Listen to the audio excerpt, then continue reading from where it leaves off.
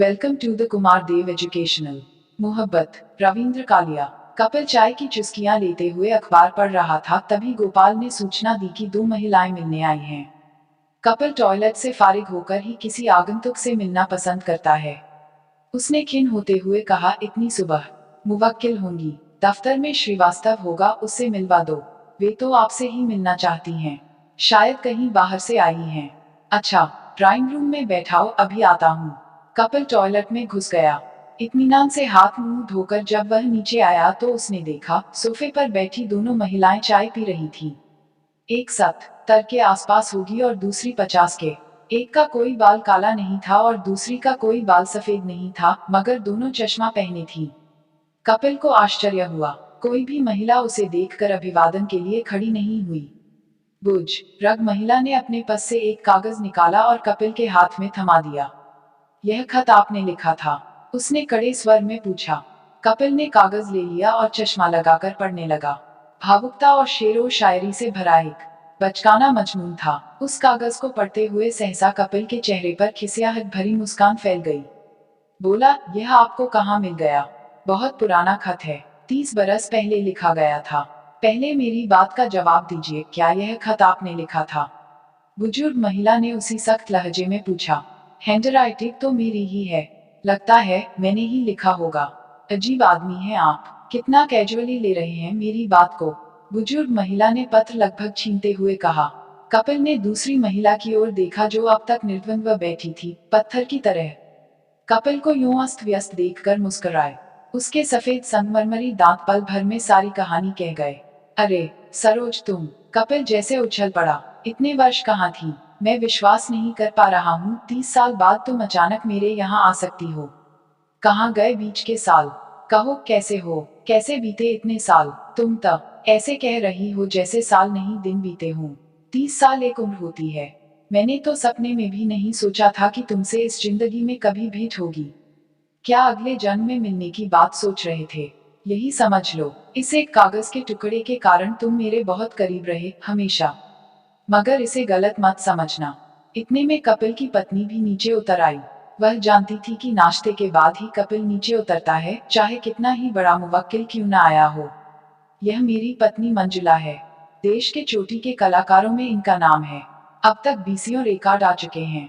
जानती हूँ, सरोज बोली। नमस्कार। नमस्कार, मंजुला ने कहा और एक "एक्सक्यूज मी" कहकर दोबारा सीढ़ियां चढ़ गई।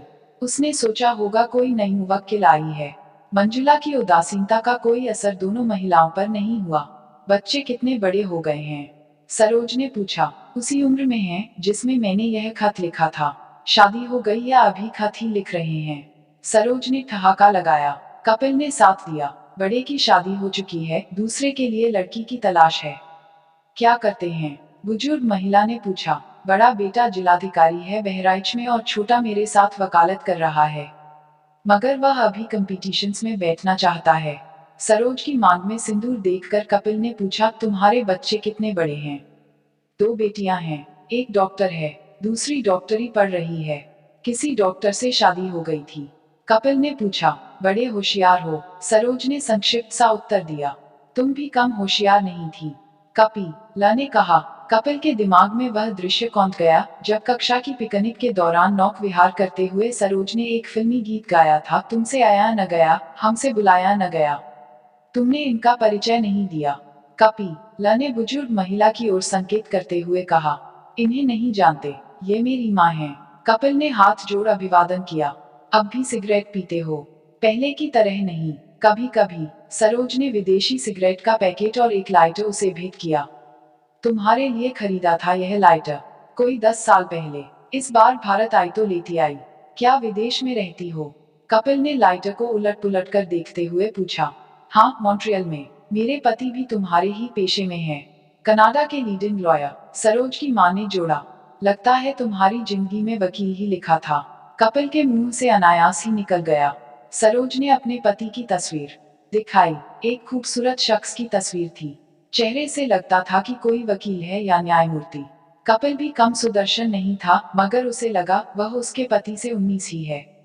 उसने फोटो लौटाते हुए कहा, तुम्हारे पति भी आए हैं? नहीं, उन्हें फुर्सत ही कहाँ। सरोज बोली, बाल की खाल न उतारने लगो, इसीलिए बताना जरूरी है कि मैं उनके साथ बहुत खुश हूँ। I am happily married. तभी कपिल का पोता आंखें मलता हुआ नमूदार हुआ और सीधा उसकी गोद में आ बैठा। मेरा पोता है, आजकल बहू आई हुई है, कपिल ने बताया। बहुत प्यारा बच्चा है, क्या नाम है? बंटू। बंटू ने नाम बताकर अपना चेहरा छिपा लिया। बंटू बेटे, हमारे पास आओ, चॉकलेट खाओगे? खाएंगे, उसने कहा और चॉकलेट का पैकेट मिलते ही अपनी माँ को दिखाने दौड़ पड़ा। कोर्ट कब जाते हो? उसने पूछा। तुम इतने साल बाद मिली हो। आज नहीं जाऊंगा, आज तो तुम्हारा कोर्ट मार्शल होगा। मैंने क्या गुनाह किया है? सरोज ने कहा। गुनाहों के देवता तो तुम पढ़ा करते थे, तुम ही जानो। अच्छा यह बताओ, जब मेरी दीदी की शादी हो रही थी तो तुम दूर खड़े रो क्यों रहे थे? कपिल सहसा इस हमले के लिए तैयार न था, वह हचकचाकर रह गया। अरे, कहाँ से कुरेद लाई हो इतनी सूचनाएं, और वह भी इतने वर्षों बाद। तुम्हारी स्मृति की दाद देता हूँ।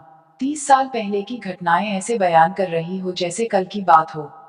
यह तक करके तो आज भी गुदगुदी हो जाती है कि तुम रोते हुए कह रहे थे कि एक दिन सरोज की भी डोली उठ जाएगी और तुम हाथ मलते रह जाओगे। अच्छा यह बताओ कि तुम कहाँ थे जब मेरी डोली उठी थी? कम ऑन सरोज, कपिल सिर्फ इतना कह पाया, मगर यह सच था कि सरोज की दीदी की शादी में वह जी भर कर रोया था। यह बताओ, बेटे की सरोज को इतना ही चाहते थे तो कभी बताया क्यों नहीं उसे? सरोज की माँ ने चुटकी ली। खत लिखा तो था, कपिल ने ठहाका लगाया। इसने जवाब ही नहीं दिया। खत तो इसने उसी दिन मेरे हवाले कर दिया था, सरोज की माँ ने बताया। जब तक रिश्ता तय नहीं हुआ था, बीच बीच में मुझसे मांग मांग कर तुम्हारा खत पढ़ा करती थी। मेरे लिए बहुत स्पेशल है यह खत, जिंदगी का पहला और आखिरी खत। शादी को इतने बरस हो गए, मेरे पति ने कभी पत्र तक नहीं लिखा, प्रेम पत्र क्यों लिखेंगे? वह मोबाइल कल्चर के आदमी हैं। हमारे घर में सभी ने पढ़ा है यह प्रेम पत्र, यहाँ तक कि मेरे पति मेरी बेटियों तक को सुना चुके हैं यह पत्र। मेरे पति ने कहा था कि इस बार अपने बॉयफ्रेंड से मिलकर आना। इसका मतलब है पिछले 30 बरस से तुम सपरिवार मेरी मोहब्बत का मजाक उड़ाती रही हो। यह भाव होता तो मैं क्यों आती 30 बरस बाद तुमसे मिलने? अच्छा, इन 30 बरसों में तुमने मुझे कितनी बार याद किया? सच तो यह था कि पिछले 30 बरसों में कपिल को सरोज की याद आई ही नहीं थी। अपने पत्र का उत्तर न पाकर कुछ दिन दारू के नशे में शायद मित्रों के संग गुनगुनाता रहा था। जब छोड़ दिया रिश्ता तेरी जुल्फे स्याह का, अब सैकड़ों बल खाया करे मेरी बला से। और देखते देखते इस प्रसंग के प्रति उदासीन हो गया था। तुम्हारा सामान कहाँ है? कपिल ने अचानक चुप्पी तोड़ते हुए पूछा। बाहर टैक्सी में। सोचा था नहीं पहचानोगे तो इसी से चंडीगढ़ लौट जाएंगे। आज दिल्ली में ही रुको, शाम को कमानी में मंजुला का कंसर्ट है। आज तुम लोगों के बहाने मैं भी सुन लूंगा। दोपहर को पिकनिक का कार्यक्रम रखते हैं। सूरजकुंड चलेंगे और बहू को भी घुमा लाएंगे। फिर मुझे तुम्हारी आवाज में वह भी तो सुनना है, तुमसे आया न गया, हमसे बुलाया न गया, याद है या भूल गई हो? सरोज मुस्कुराई, कमबख्त याददाश्त ही तो कमजोर नहीं है। कपिल ने गोपाल से सरोज का सामान नीचे वाले बेडरूम में लगाने को कहा। बाहर कोयल कूक रही थी। क्या कोयल भी अपने साथ लाए हो? कोयल तो तुम्हारे ही पेड़ की है। यकीन मानो, मैंने 30 साल बाद यह कूक सुनी है। कपिल शर्मिंदा होते हुए फलसफाना अंदाज में फुसफुसाया, यकीन नहीं होता, मैं वही कपिल हूँ जिससे तुम मिलने आई हो और मुद्दत से जानती हो। कुछ देर पहले तुमसे मिलकर लग रहा था वह कपिल कोई दूसरा था जिसने तुम्हें खत लिखा था। टेक इट इजी मैन, सरो झुकते हुए बोली, ज्यादा फिलॉसफी मत बघारो। यह बताओ टॉयलेट किधर है? कोयल ने आसमान सिर पर उठा लिया था। Thanks for watching, like share and subscribe.